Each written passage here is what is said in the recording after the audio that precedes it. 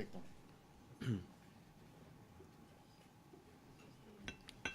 Pues muchísimas gracias a todas y a todos ustedes, a mi amigo Carlos Jiménez. Me da mucho gusto estar con ustedes.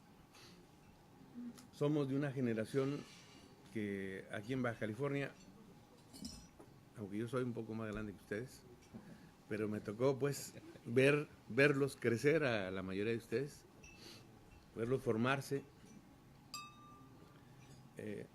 A muchos los conocí desde que eran estudiantes y creo que cada quien ha agarrado su rumbo, pero todos ustedes han sido exitosos en los proyectos que se han venido planteando, han tenido la capacidad, cada quien desde su área, desde su profesión, desde su actividad, han podido establecer una dinámica exitosa, son protagonistas en cada lugar y en cada espacio que viven y desarrollan de los cambios que se van sucediendo día a día en este estado. Por eso los felicito y por eso me dio mucho gusto cuando Carlos me invitó a platicar con ustedes en el marco de la invitación a todos los candidatos de los partidos al gobierno. Y me dio gusto porque, bueno, de alguna manera hay también el gusto y la nostalgia de verlos crecer, también la nostalgia y la tristeza de que algunos compañeros ya no estén con nosotros. Y pues bueno, la vida está hecha de eso. Y venir a platicar con ustedes en este día me parece muy importante para hacer una reflexión de lo que creo y de lo que pienso que puede y debe ser las actividades principales del Estado en los próximos años.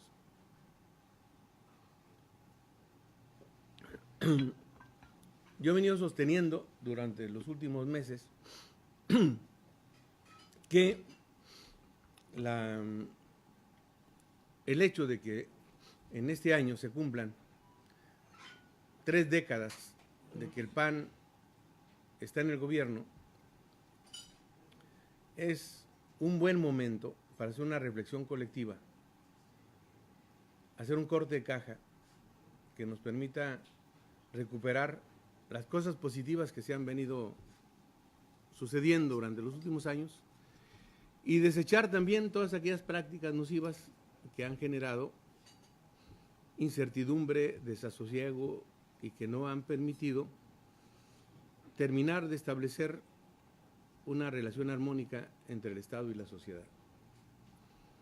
Creo que en la etapa de la historia contemporánea de nuestro Estado hay fechas claves y momentos importantes. Uno de ellos fue el que se produce en el año de 1953, en donde por primera vez se establece la Constitución que hoy nos rige y que dio como pauta, como base, para la elección del primer gobernador del Estado, don Braulio Maldonado.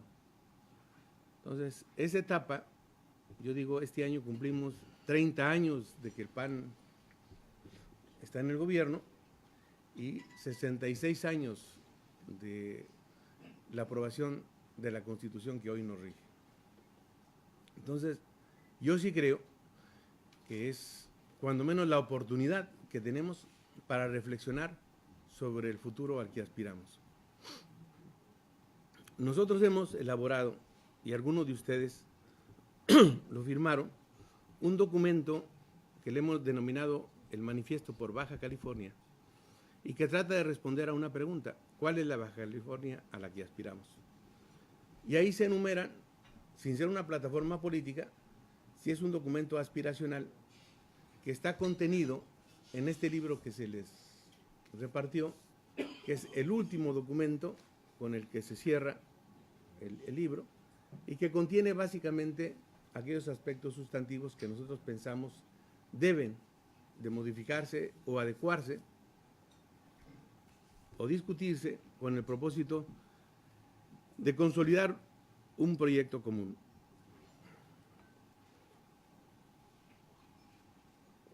Creo que en el año de 2019 tenemos todas las posibilidades para empezar a sentar las bases de construir un nuevo Estado, una nueva relación entre el Estado y la sociedad. Nosotros, ¿cómo pensamos que debe ser ese Estado? Primero, más allá, la primera definición de cómo construir una nueva ruta estriba en la construcción de la agenda de los temas que deben incluirse en el debate.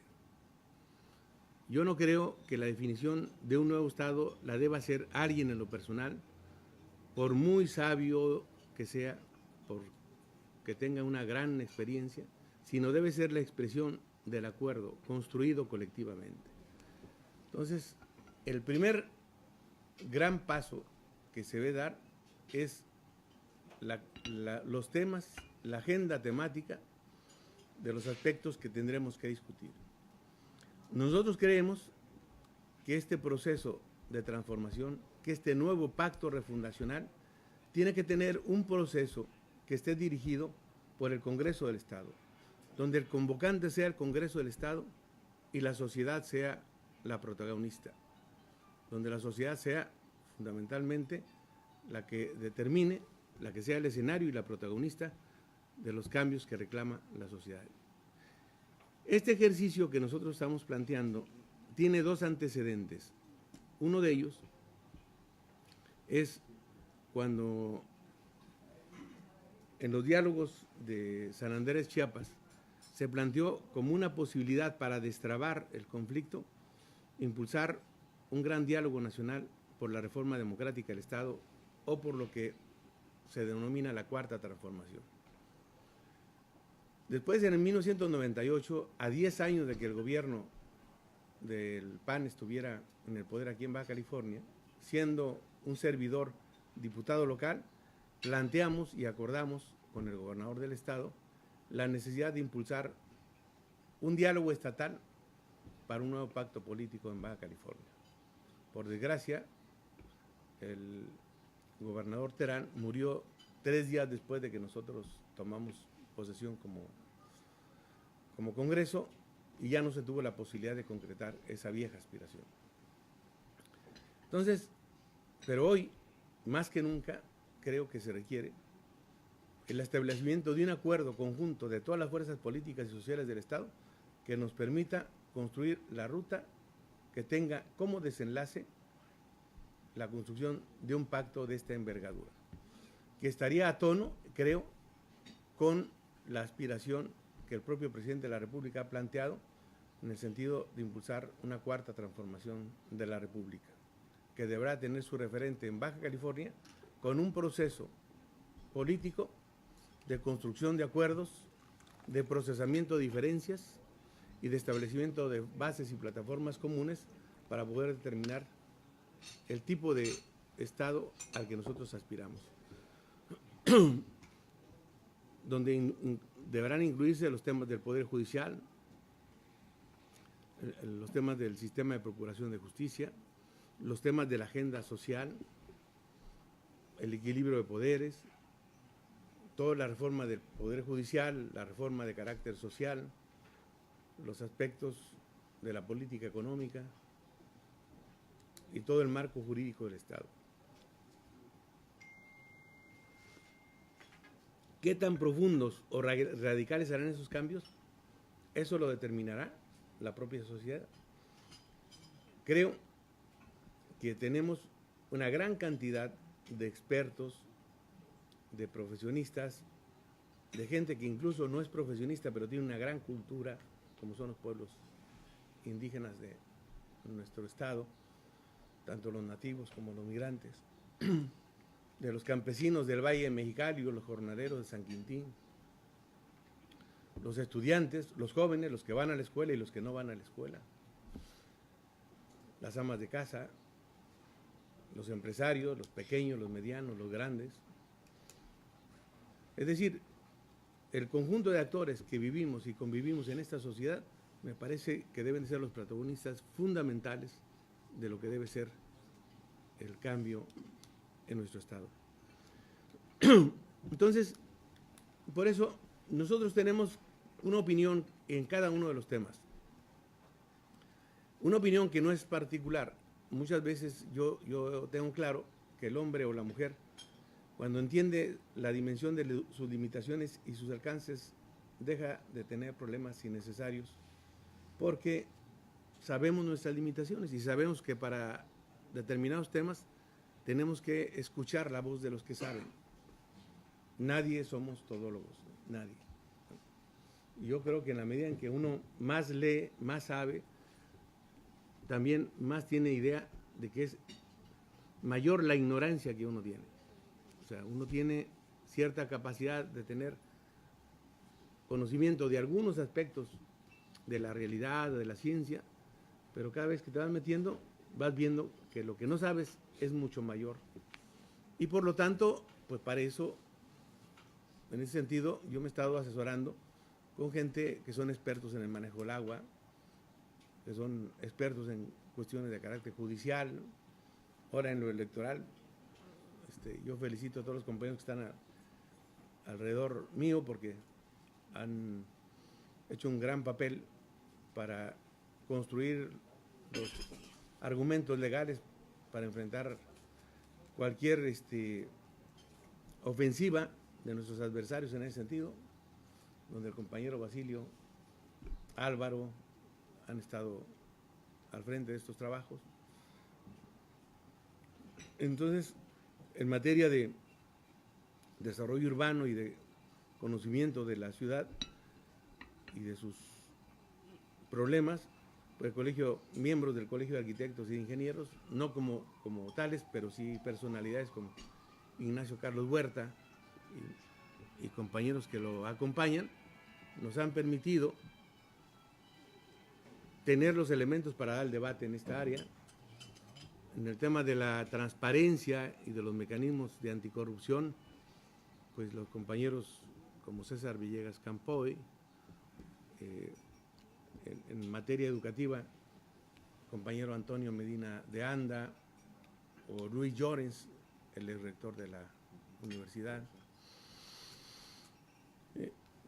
Y no menciono, empecé a mencionar, pero la mera verdad estoy muy agradecido y muy reconocido con muchísima gente que se ha acercado, nos ha apoyado para que podamos tener una postura lo más clara en cada uno de los temas que le ocupan y le preocupan en la sociedad.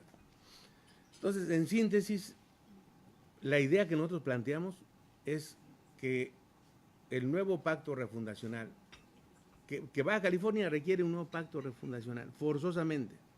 No podemos estar parchando las cosas. Y ese nuevo pacto debe ser producto de un gran acuerdo social. Un acuerdo que se construya a través de un método incluyente donde participen los tres órdenes de gobierno, que participen los tres poderes, que participen las universidades, los colegios, las cámaras, las organizaciones sindicales, las organizaciones de comerciantes, campesinas, indígenas, obreras, y que nos podamos trazar una ruta de un año. Nosotros pensamos que de los 2 años, el primer año tendremos como objetivo 2 temas esenciales: la construcción de este proceso de acercamiento y de acuerdos, y paralelamente, forzosamente, de acuerdo a la ley, tendremos que realizar el Plan Estatal de Desarrollo, que será un primer acercamiento, y ese Plan Estatal de Desarrollo nosotros planteamos que sus resultados deben estar atados a las aperturas programáticas del presupuesto, que ya basta de que tengamos un plan estatal de desarrollo por un lado y un presupuesto por otro. Si ustedes le preguntan a Kiko Vega ahorita qué avance, qué porcentaje del plan estatal se tiene, no le va a decir, porque no hay elementos medibles para poder señalar el porcentaje del cumplimiento o del no cumplimiento de ese plan.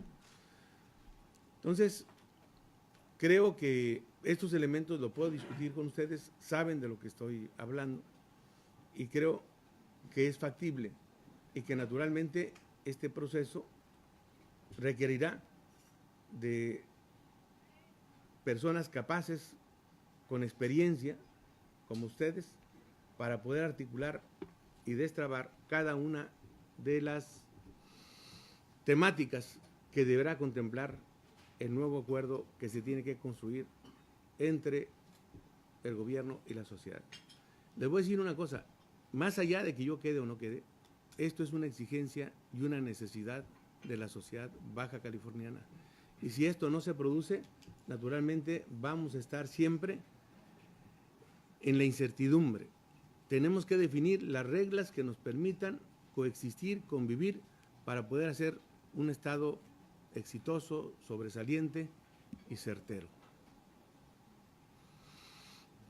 Entonces, Carlos, yo quisiera hasta aquí dejar mi primera intervención con el ánimo de poder contestar las preguntas que cada quien considere pertinentes. Bien. Muy bien, muchas gracias, Germán.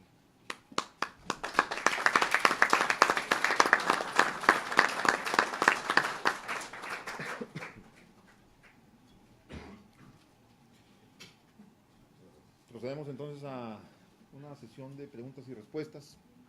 El primero en solicitar el uso de la palabra es el licenciado Antonio Raigosa Ambriz.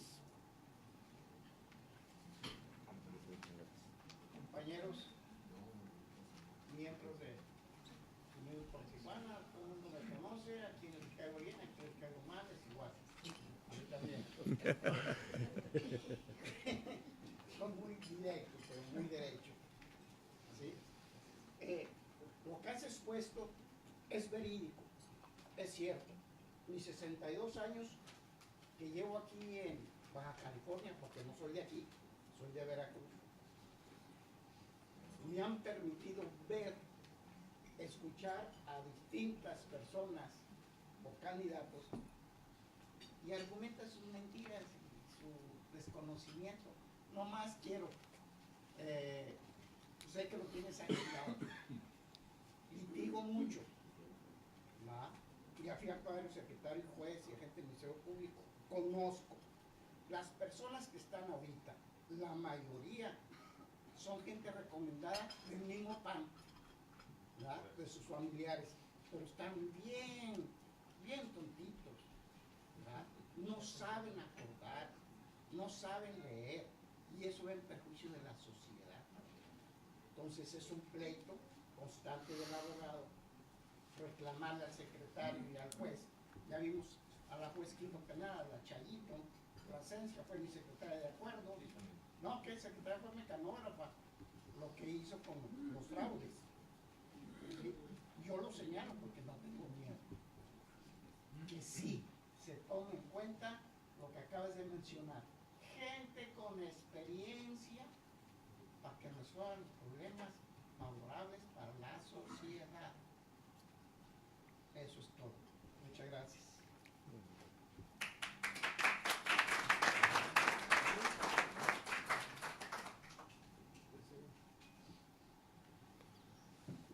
¿Le contesto? Sí, si gustas de uno por uno. Como quieran. Sí, sí, por favor. ¿Uno por uno? Bueno, los elementos que trae a la mesa el licenciado Raigosa me parece que tienen que ver con y que expresan el tema de fondo de por qué la revisión de estos 30 años. O sea, el PAN durante estos 30 años ha permanecido en el poder gracias a que ha articulado una serie de elementos que le han permitido mantenerse en el poder en escenarios, por ejemplo, de baja votación. ¿Cuál ha sido la constante en cada elección? Una ofensiva mediática desde el gobierno, diciendo que todo va bien. Es decir, el gobierno aparentemente desde su trinchera, pero tratando de convencernos de que no hay necesidad de cambiar las cosas y que estamos muy bien.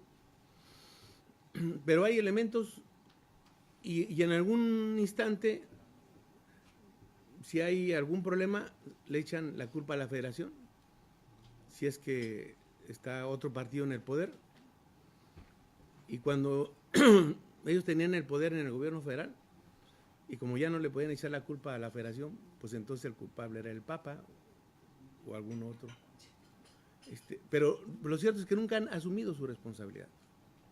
Pero a ver, hay elementos que no pueden excusarse de su responsabilidad. Uno de ellos es la quiebra del sistema del Iztecali, donde no ha intervenido nadie en 30 años, ellos solitos se lo echaron. ¿Sí? Dos, los sistemas, las comisiones de agua, las CESP, nunca han rendido cuentas públicas, ni han sido auditadas, incluso en ocasiones manejan lo mismo o un presupuesto mayor al del propio ayuntamiento, y ha sido la caja chica que les ha permitido operar en los procesos electorales. Y otro, si ellos hicieron todo eso, pero además, si tuvieran buenos resultados, tú dirías, pues como que la crítica sería un poco a contrapelo, ¿no?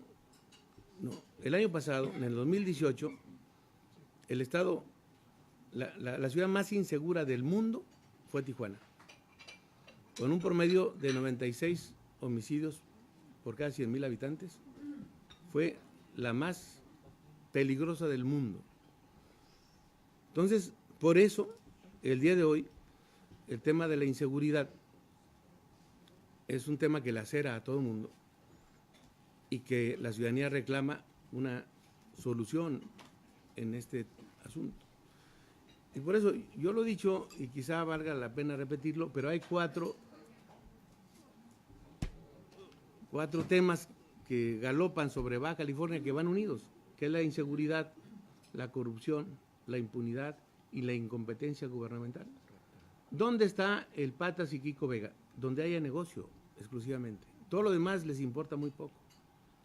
Les importa muy poco que en La Morita, por ejemplo, una señora que quiere ir al Seguro Social tenga que caminar primero 1,5 kilómetros a pie, después tomar un transporte, gastar 14 pesos, después tomar otro, y después ver si es que la atienden, ¿sí? Entonces, la zona este está prácticamente abandonada, sin áreas deportivas, sin clínicas, y viviendo a la buena de Dios, con casas súper pequeñas, de 4x6, yo no sé quién se las autorizó, un hacinamiento brutal. Entonces, es evidente que el nepotismo ha sido una de las características de Acción Nacional en el gobierno, y que naturalmente eso debe de modificarse. Yo digo que una de las cuestiones básicas de un nuevo acuerdo es establecer un verdadero sistema profesional civil de carrera, donde los puestos sean obtenidos mediante procedimientos transparentes, que intervengan los colegios, las universidades, para medir, evaluar los perfiles y formular las propuestas. Entonces, en ese sentido, yo entiendo que además de ese comportamiento producto de el intercambio de favores, ya sea de amiguismo, de compadrazgo o familiares, tenemos un nivel de incompetencia muy grande. Entonces yo creo que una de las cosas que fundamentalmente tendrán que modificarse y establecerse en un nuevo acuerdo será el servicio civil de carrera,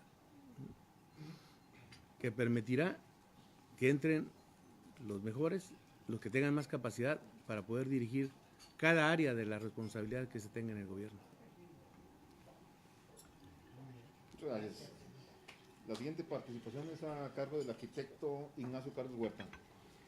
Muchas gracias, pues con una doble cachucha, pero antes de traer cualquier cachucha, mi cachucha es Tijuana.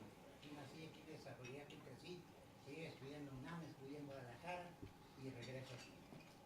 Pero es lacerante lo que nos está pasando. Jamás habíamos tenido en los 22 ayuntamientos que llevamos, comentaba muy bien hace rato Jaime, que nace un 1 de diciembre de 1953, el primer gobierno del estado con Braulio Maldonado, pero también nace el 1 de marzo del 54 un gobierno municipal. un gobierno municipal que tenía directo trato con la gente. Y les digo, porque el doctor Aguanel era muy amigo de mi padre. Yo nací en el hospital Aguanel, aquí en la General Ferreira y el Boulevard Agua Caliente. Y bueno, en el desarrollo de los diferentes gobiernos hemos visto ese trato que hay entre sociedad y gobierno. Y particularmente, traigo a la mesa el caso Lomas del Rubí. ¿Qué ha pasado? Y aquí lo hemos tratado, Carlos, nuestro presidente, hemos desarrollado meses de trabajo. Aquí estuvo con nosotros en mayo del año pasado, no se nos olvide, el secretario de gobierno, Francisco Rueda Gómez. Quedó de que íbamos a formular mesas de trabajo, no hay nada. Arquitecto, no por la amistad, simple y sencillamente por lo que requiere Tijuana. Ya no podemos tener más simulación u omisión. Requerimos, y excelente la propuesta, ojalá y que las personas que tengan una verdadera vocación y mediante esos exámenes de oposición lleguen a los puestos más sentidos. Mi pregunta directa es, ¿qué opina usted de esos segundos pisos que quieren hacer para la ciudad? Y además, el problema de las desalinizadores que también vendrían a dar, si ya estamos endeudados y si ha habido un montón de ocurrencias de parte de esta administración estatal y municipal, ¿cuál sería el seguimiento que usted le tendría que dar a esos dos puntos específicamente? Y hay muchos, lo de la movilidad y demás, pero en obvio de tiempo aquí.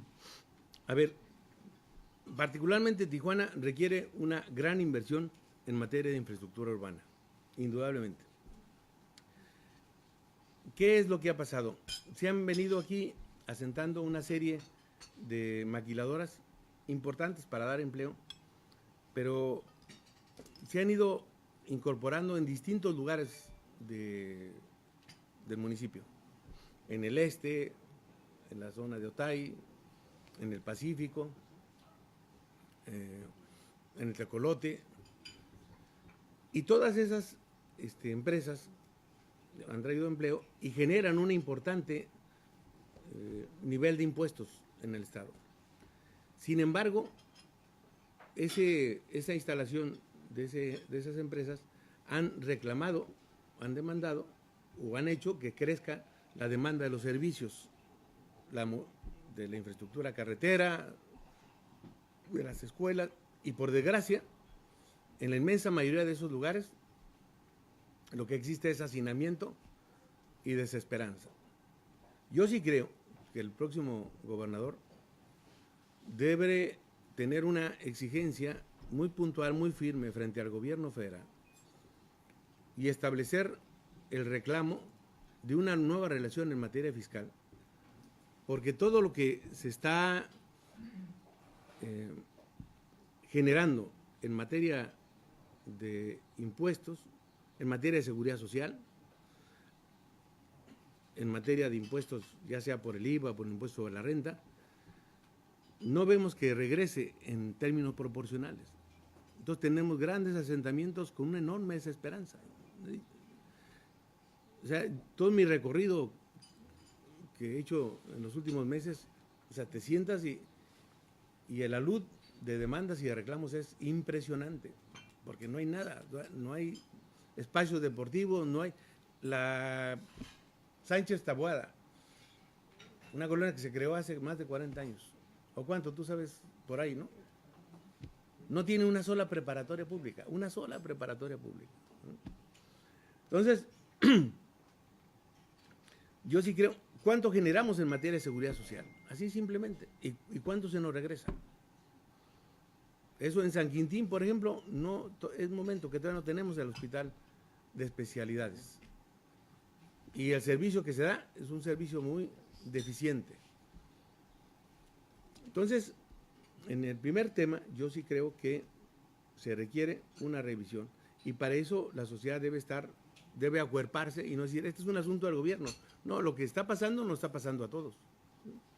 Forzosamente requerimos una gran inversión en materia de infraestructura y los recursos están ahí. No se trata que nos den algo adicional, sino que hagamos un acuerdo básico y los diputados deberían estar actuando ahorita, y se supone que Morena es mayoría, pues es el momento, hermanos. ¿Qué están esperando? para modificar esa relación fiscal que nos es desfavorable a nosotros. Y dijéramos, por ejemplo, quizá en Monterrey dijeran una parte de ese recurso tendrá que irse a zonas marginales, pero en San Quintín, ¿cuánto aporta de cuotas sobre patronales San Quintín y cuánto se regresa? Y con respecto al segundo tema, es un tema que me parece que no solamente tiene que ver con una cuestión de carácter técnico, sino es el tema de la desaladora. Es un tema que nos va a impactar a todos si se llega a concretar, ¿no? Primero, si ustedes revisan los planes estatales de desarrollo de Baja California, en ninguno de esos planes estatales se contempla la instalación de una empresa desaladora. O sea, el compromiso nuestro debe ser garantizar el sistema de bombeo, mejorarlo, darle mantenimiento, aprovechar el agua de la presa en tiempos de lluvias, reutilizar las aguas grises como le hacen en Estados Unidos. Todavía tenemos una planta tratadora de agua en el Tecolote que ya se pagó con el crédito, famoso crédito japonés, ya se pagó totalmente y todavía no está operando, por eso muchas aguas corren al mar sin ningún tratamiento. Entonces, y yo estoy convencido que el agua debe ser transferida, tal como dice el artículo 115, a los ayuntamientos y establecer un sistema de operación de agua con técnicos profesionales que les permita que ese instrumento sirva para el desarrollo y no como hasta ahora, que ha sido un hoyo negro que no sabemos qué es, a dónde va y qué es lo que hace. Sin embargo, hace 3 semanas aproximadamente nos dimos cuenta cómo volvieron a reafirmar en el Congreso del Estado en una sesión muy grotesca, donde participaron, no sé si 16 diputados o 17, y 12 de esos diputados apoyaron el endeudamiento del Estado. Dice Kiko que no es endeudamiento, yo no sé cómo se le llame, si tú tienes que pagar durante 37 años 160 millones de pesos de agua mensuales, no sé cómo le llames. O sea. Bueno, esa famosa ley de asociaciones público-privadas, donde las ganancias son privadas y la deuda es pública. ¿Qué es eso? Resulta que le asignan esa obra a una compañía de nombre medio largo y raro. Se le asignan porque según esto tiene toda la experiencia del mundo para hacer ese tipo de proyectos. Y resulta que esta empresa, 2 meses después que le entregan la concesión, el 75% de las concesiones que tiene en su poder las concesiona a terceras empresas, el 20% a una empresa francesa y el 55% a una empresa que se llama BlackRock, que ustedes la habrán de conocer, que es la empresa que está detrás del negocio del aeropuerto, que es una empresa con una gran capacidad de litigio financiero internacional y que en cualquier momento de quebranto, yo no sé si podamos nosotros tener la capacidad de poder pagar durante 37 años esa cantidad. Porque está tasada en dólares, son 76 mil millones de pesos actuales con el precio del dólar actual. Le voy a decir, Argentina cuando tuvo problema para pagar los adeudos que tenía, las empresas financieras, ¿qué le dijeron a Argentina? Páganos con territorio. Entonces, nosotros estamos sentando las bases y abriéndole la puerta a una agresión que yo no sé si tengamos la capacidad de enfrentarla en el futuro. y a mí lo que me parece más grave, y cuál ha sido nuestro punto de distanciamiento con el candidato de Morena, que precisamente él, siendo el presidente o el director del distrito de agua de Otay, en el año 2004, él empezó a crear este proyecto. Ahí están en los medios de comunicación los datos por si lo quieren consultar. Incluso en el 2008 y en el 2012 le aprueban dinero para hacer lobbying y concretar el proyecto de aguas de la desaladora de Rosarito para abastecer a Estados Unidos. No es algo que esté inventando, ahí está documentado. Y a mí me parece eso muy grave y muy riesgoso. Y resulta que en los hechos, aquí en el Estado, Kiko Vega es quien impulsa, y junto con su núcleo de diputados alrededor, impulsan la aprobación de ese proyecto. Entonces, yo digo que lo que hermana al candidato de Morena y a Kiko Vega es el negocio del agua. Ahí están los datos. Y si me quieren desmentir, pues el señor de Morena puede ir el próximo domingo al debate en el Colegio de la Frontera Norte y ahí nos puede decir que lo que yo estoy diciendo son mentiras. Puede tener la oportunidad de desmentirme, ojalá y vaya.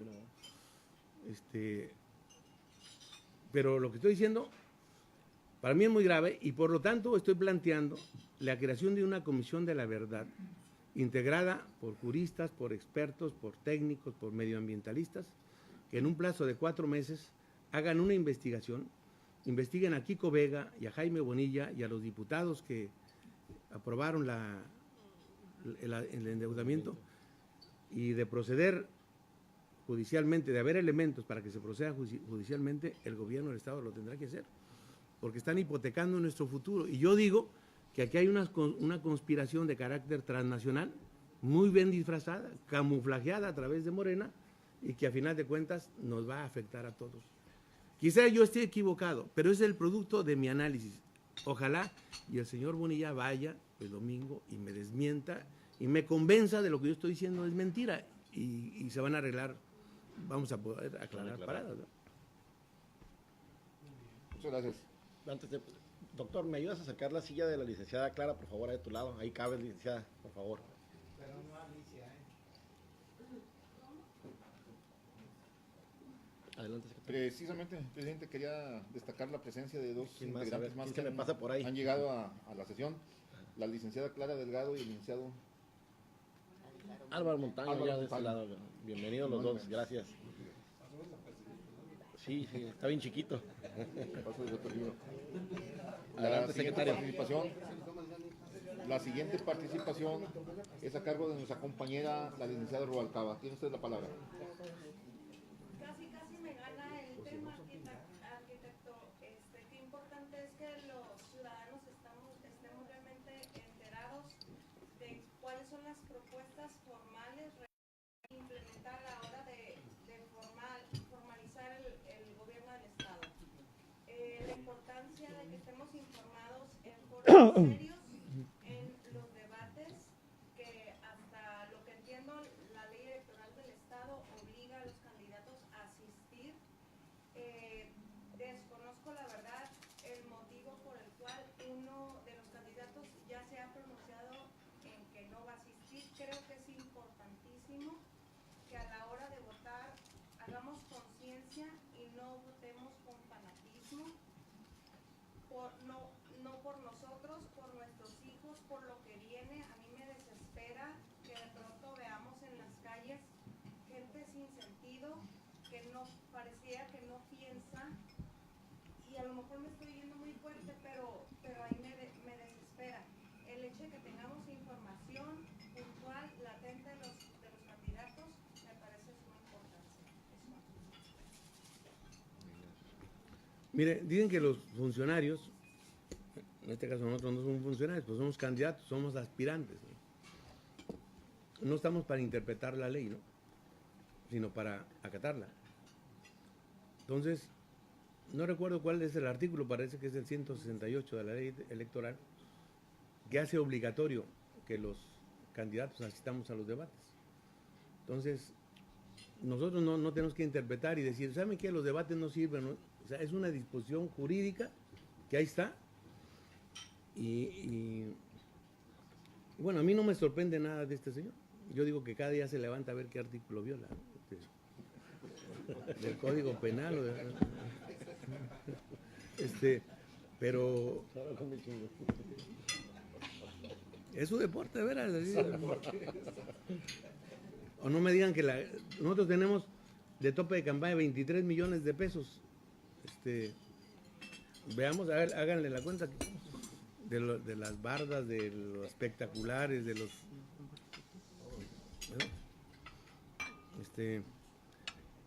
pero tenemos la obligación de cumplir, o sea,